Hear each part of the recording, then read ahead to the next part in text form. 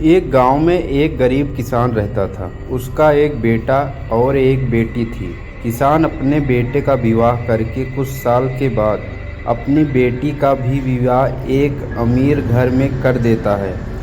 बेटी बहुत अमीर घर में गई थी। उसके घर में नौकर चाकर काम करते थे। किसान अपने दोनों बच्चों का विवाह करके इस दुनिया से चला जाता है। बेटी को धन की तो कोई कमी नहीं थी। वही बेटा बहुत गरीब था। किसी तरह खेती मेहनत मजदूरी करके अपना परिवार पालन पोषण करता था।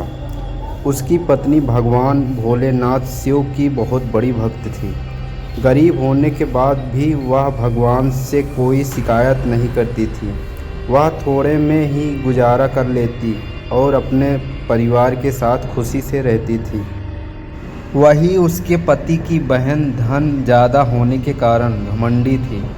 वह अपने भाई की गरीबी के कारण उनसे कोई रिश्ता नहीं रखना चाहती थी। उसकी बहन धन के घमंड में इतना चूर थी कि अपने भाई को देखना तक पसंद नहीं करती थी। समय बीतता गया और बहन के नंद की शादी पड़ी।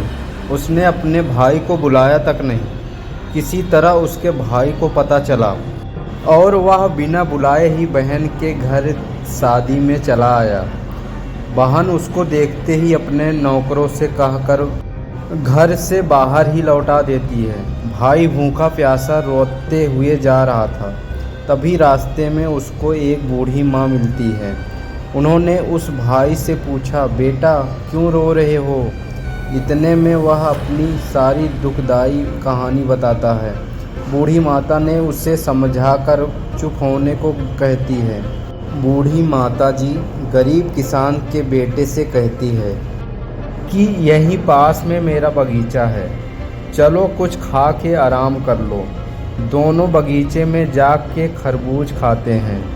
फिर बूढ़ी माता ने एक थैले में खरबूज और कुछ खाने पीने का सामान रख के वहाँ से घर भेजती है।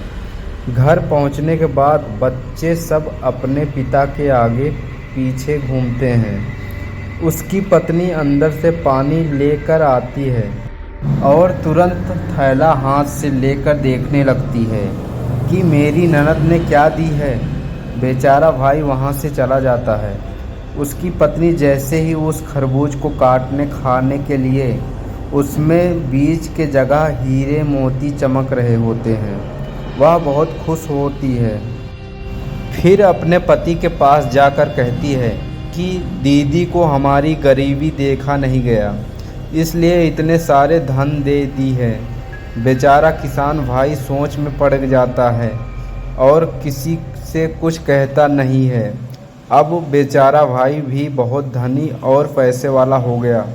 भाई के अमीर होने की खबर धन के घमंड में चूर रहने वाली बहन को पता चला और वह बिन बुलाए अपने मायके यानी भाई के घर आती है।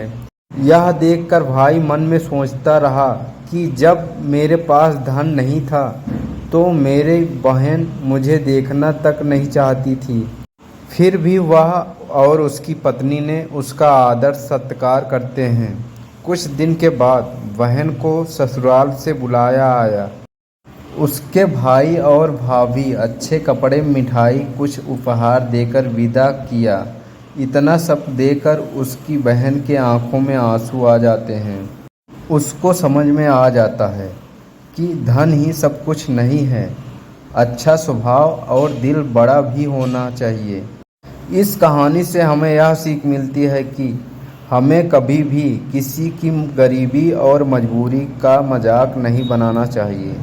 गरीब के कारण किसी से रिश्ता नहीं तोड़ना चाहिए। समय कब कैसा करवट ले लेती है, इसलिए सभी के साथ आदर सत्कार और प्रेम से रहना चाहिए।